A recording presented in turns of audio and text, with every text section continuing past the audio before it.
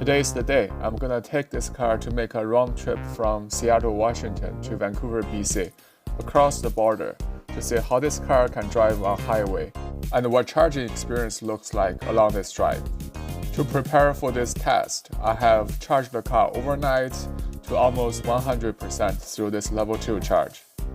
I have to say this charging is so cheap compared to what I have been spending on gas. Overnight, charge this car to 98%. Now I'm going to zero out all the long-term driving data just to get an accurate reading for this trip. As you can see here, the Seattle morning is already very cool. With 98% battery, the vehicle is showing we have 287 miles available range. Let's see how this is holding up. Okay, I'm all ready. Coffee is ready. I'm ready to take on this long drive to Vancouver, BC. Not really long, but it's a substantial drive for an EV. I haven't really taken this vehicle to any road trip like this.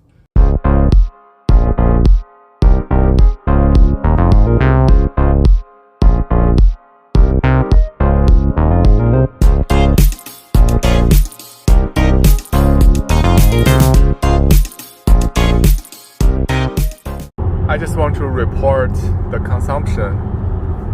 We have driven roughly for 30 minutes and 28 miles, roughly at 60 miles per hour, and the average consumption is 3 miles per kilowatt. And the range has dropped from 288, I believe, to 241. And I have kept the air conditioning on all the time at 72 degrees.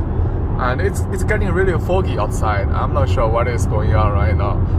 Oh, by the way, I have been using I think it's called IQ Drive from Volkswagen all the way down. As you can see, it's showing on the left side screen. It's seeing the truck in front of us, maintaining at 65 miles per hour, and it's steering on its own. It's pretty reliable. See, it's doing the turn on its own. Yeah, I think it's not bad choice for a long haul drive. And the seating position is certainly much better than a sedan. You're sitting high, and on my trim level, you also have the massage chair. Basically, it will massage your lower back to the middle of your back for 10 minutes consecutively, then it will stop. Now we have entered an area where the speed limit is 70 miles per hour, and I have been keeping the car around 75 on the cruise control. Let's look at how much the consumption is. Going to here, vehicle. We're on a slope right now, so don't look at the real-time consumption. So 56 minutes, average speed around 63 miles per hour, 3.2 miles per kilowatt, and we have driven 58 miles.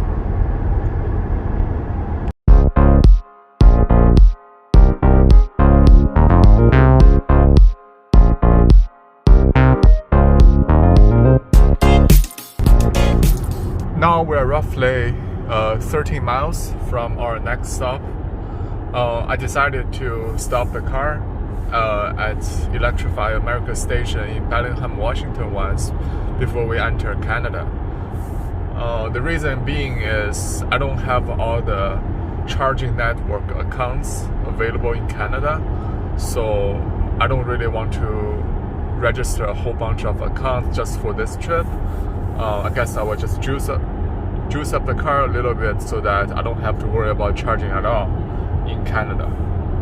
Look at the view here. It's like driving in the mountain. We have lots of elevation gain and loss over a short period of driving here.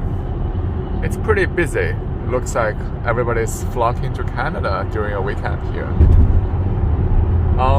The car has been driving around 65, 70-ish. Let's see how much consumption it is.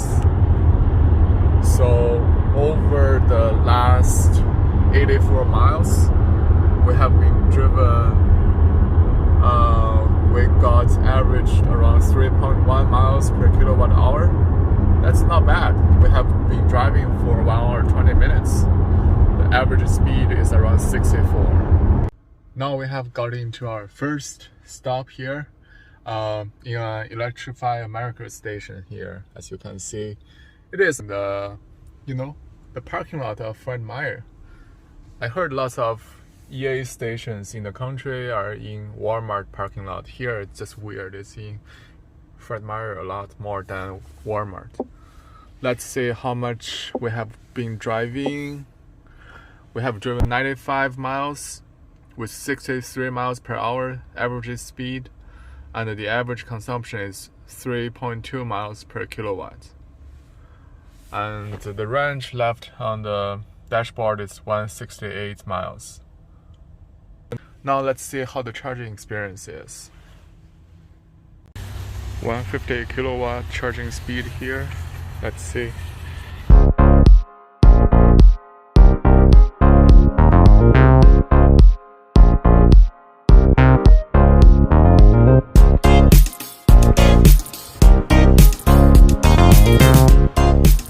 Speed is quite low actually.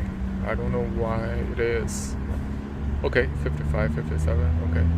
This is more reasonable. I decided to move to this 350 kilowatt charging station because it was charging too slowly on the other one, only around 55. Let's see how this one works.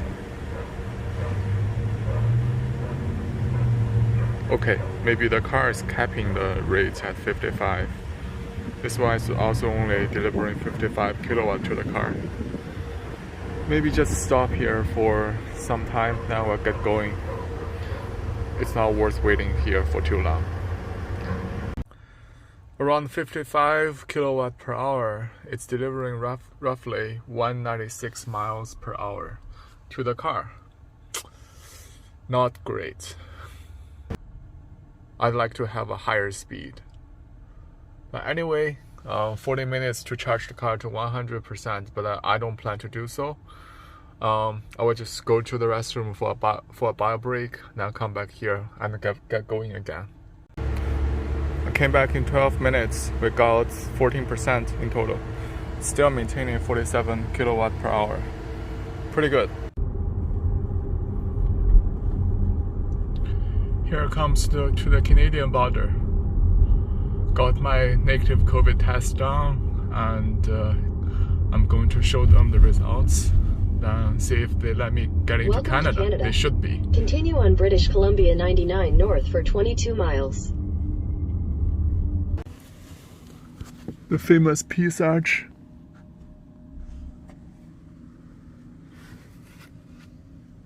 Peace Arch Park, Canadian flag. Oh, I've been away from this country for so long. I honestly didn't expect this long line here. We came back to Canada once in late July before they opened up the border for international travelers. There was virtually no people lining up here. Now it looks like we have at least 20 minutes waiting here. Okay, we got in. I will handle some personal business and head back to the US in the afternoon. My way back to the US right now. Look at the mountain far away. Snow-capped mountain. Looking really good. Look at the energy consumption here. Roughly around 3.5 miles per kilowatt hour. Cruising around 100 kilometers per hour on Canadian highway. 62 miles per hour. Yeah, pretty good.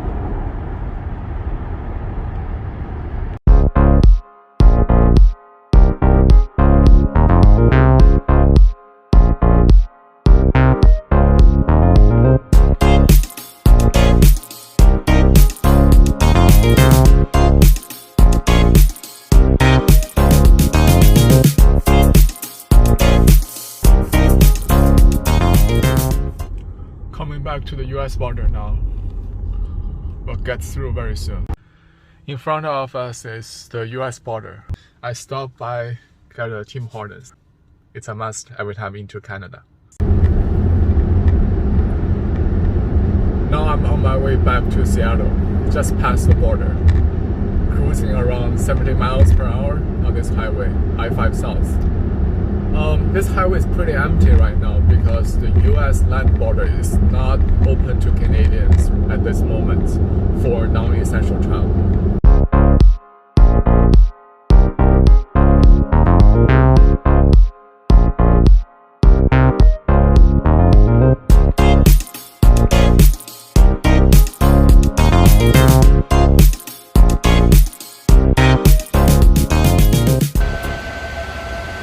Somehow it's only charging 85 kilowatts here. 86. I tried this one first. This one was only charging around 40 kilowatts. This is supposed to be 125. Okay, it's better than nothing then. Okay, the Canada trip is finally over. Let's see how much this vehicle used and how the consumption looks like during the entire trip. I used the long term to monitor how many miles I've driven today and how much time I've been driving this vehicle. Keep in mind, I at least spent 35 to 40 minutes waiting in the line during the custom when I crossed the border. It looks like I have driven 282 miles in total. The average speed was 47 miles per hour. I will do a reduction on the time and do an adjustment on the speed here.